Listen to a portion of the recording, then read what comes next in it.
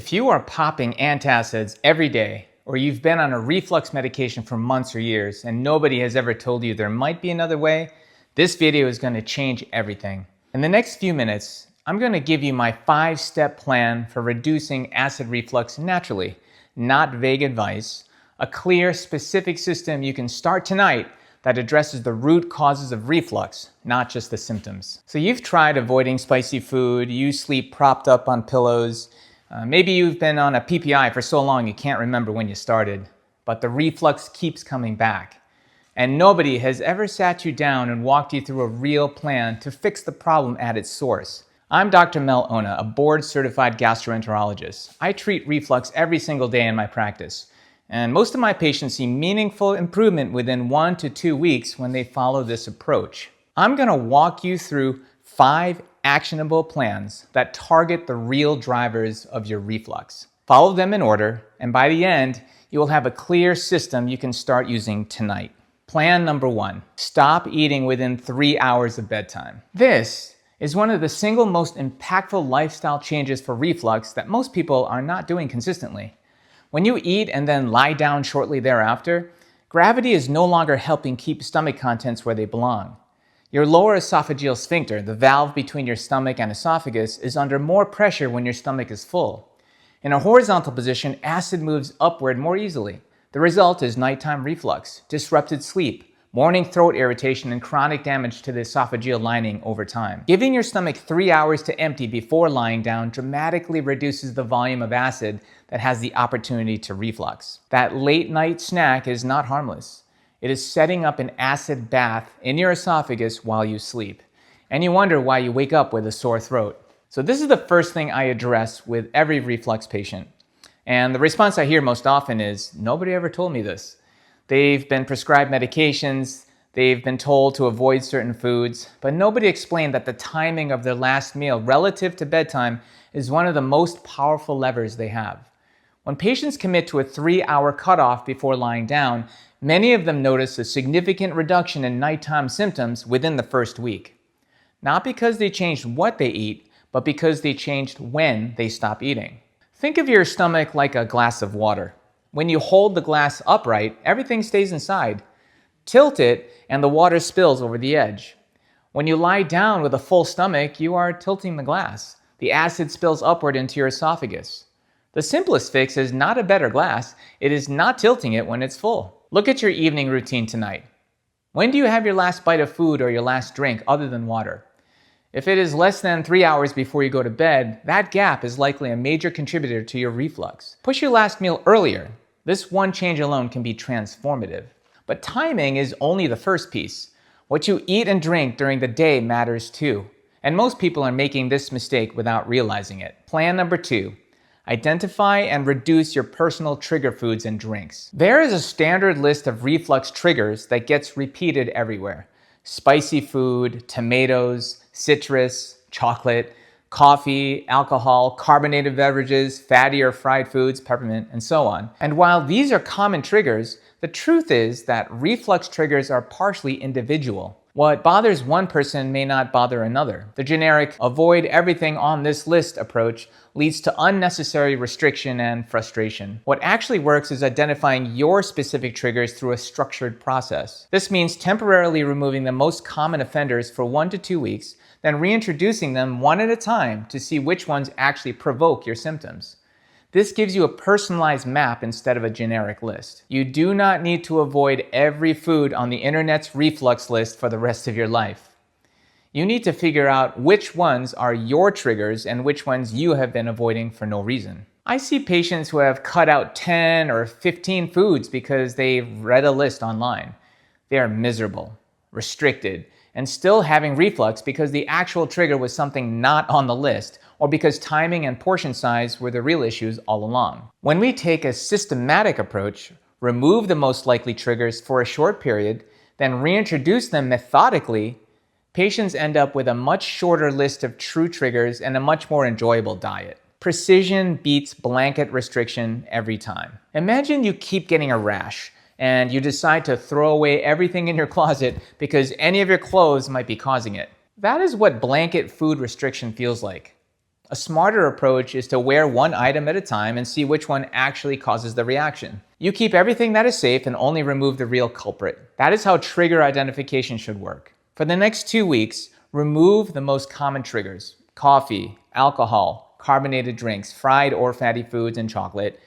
After 2 weeks, reintroduce one item every 3 to 4 days and pay attention to your symptoms. Keep a simple log. Within a month, you will know exactly which foods are a problem and which ones are perfectly fine for you. Now you have the timing right and you know your triggers, but there is a physical change you can make that works while you sleep, and most people have never tried it properly.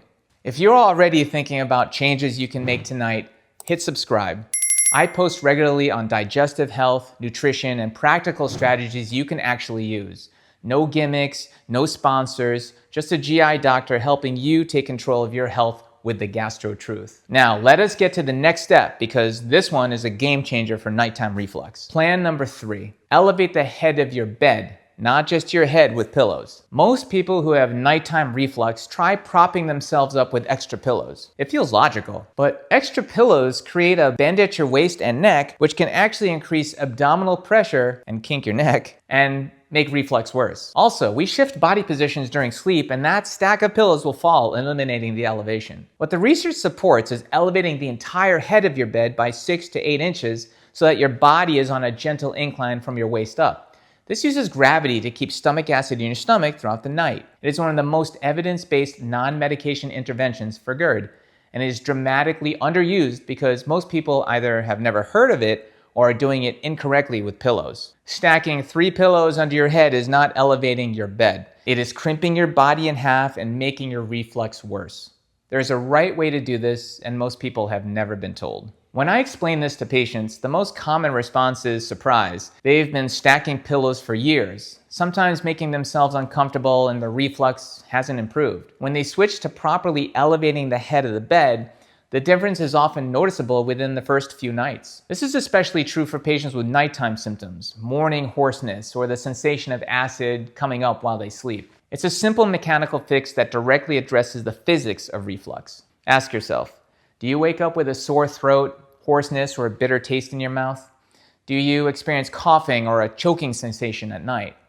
Have you been using extra pillows but your nighttime reflux hasn't improved? If you answered yes to any of these questions, nighttime reflux is likely a significant component of your problem, and proper bed elevation could provide meaningful relief. Place a wedge under your mattress at the head of the bed, or use bed risers, 6 to 8 inch blocks, under the legs at the head of the bed frame. The goal is a gradual incline from your hips to your head. Your entire upper body should be elevated, not just your neck and head. A foam wedge designed for this purpose works well and is widely available. Do not use pillows as a substitute. So now you have the timing, the triggers, and the positioning dialed in, but there is a root cause driver of reflux that has nothing to do with food, and almost nobody addresses it. Plan number 4, address the stress that is fueling your reflux. Stress does not just make reflux feel worse. It physiologically makes reflux worse. When you are chronically stressed, your nervous system operates in a heightened state. This increases stomach acid production, slows gastric emptying, and heightens the sensitivity of your esophageal lining so that even small amounts of acid feel more painful. The gut-brain connection is not a metaphor. Your esophagus and stomach are directly wired to your brain through the vagus nerve. Chronic stress keeps that system on high alert, which keeps your reflux active regardless of what you eat or when you eat it. This is why many people notice the reflux flares during stressful periods at work, during travel, or during emotionally difficult times, even when their diet has not changed. You can eat perfectly and still have reflux if your nervous system is running on stress 24 hours a day. Your brain is telling your gut to produce more acid and empty more slowly. No diet fixes that. I work with high-performing professionals every day. Demanding careers, long hours, high cognitive load, minimal downtime. Their reflux consistently worsens during high-stress periods and improves when they take time off. The diet stays the same. The stress changes. This pattern shows up so reliably that I now address stress and nervous system regulation as part of every reflux treatment plan. Not as an afterthought, but as a core component.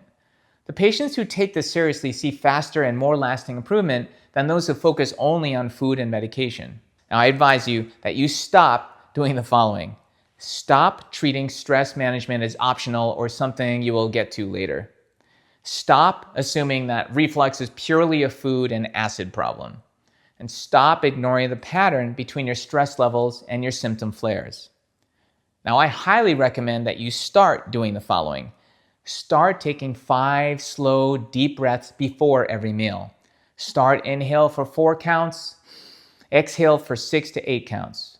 This activates the parasympathetic nervous system and shifts your body into a state where digestion can function properly. Start noting the correlation between stressful days and reflux episodes. Once you see the pattern, you cannot unsee it, and it changes how you approach the problem. Start building at least one genuine recovery period into your day, even if it is 10 minutes of stillness, a walk without your phone, or a meal eaten slowly without screens. Your nervous system needs the signal that it's safe to stand down. Now you have the full picture: timing, triggers, positioning, and stress. But there's one more step that ties it all together and determines whether you actually need medication long term. Plan number 5, reassess your medication with your doctor, not on your own. Proton pump inhibitors, PPIs, are among the most commonly prescribed medications in the world.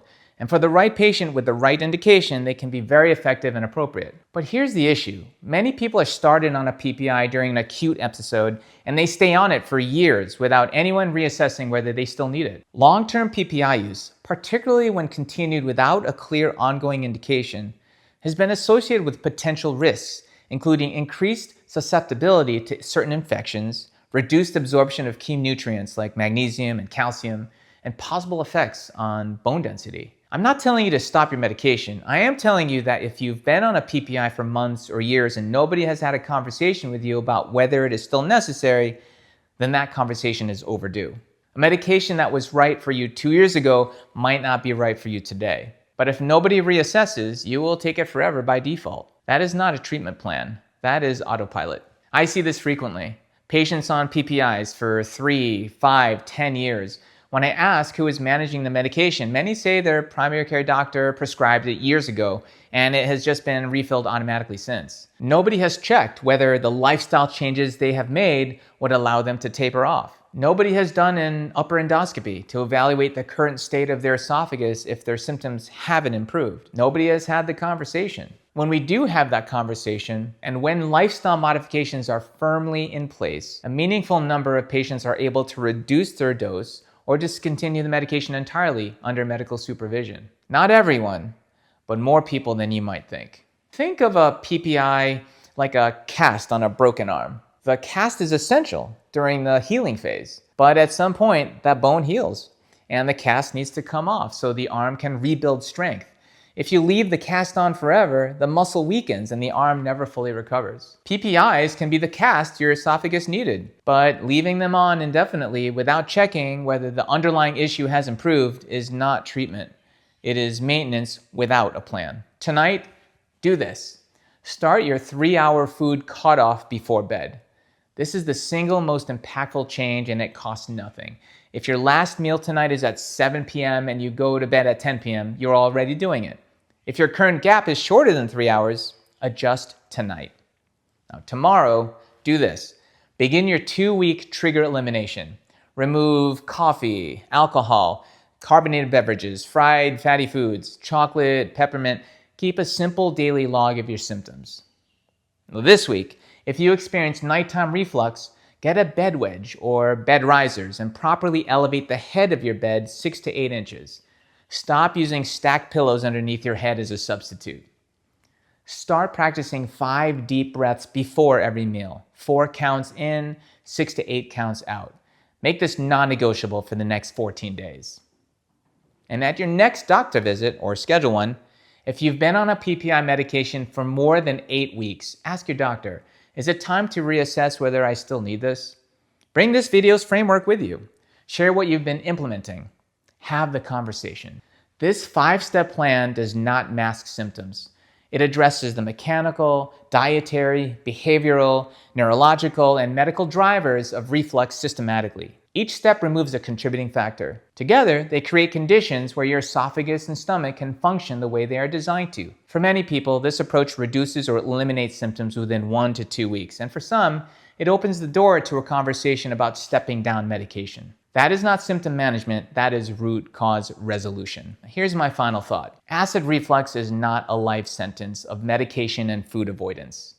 For most people, it's a pattern of habits that can be changed. When you stop eating before bed, identify your real triggers instead of fearing every food, position your body correctly at night, calm your nervous system, and have an honest conversation with your doctor about your medication, reflux loses its grip on your daily life.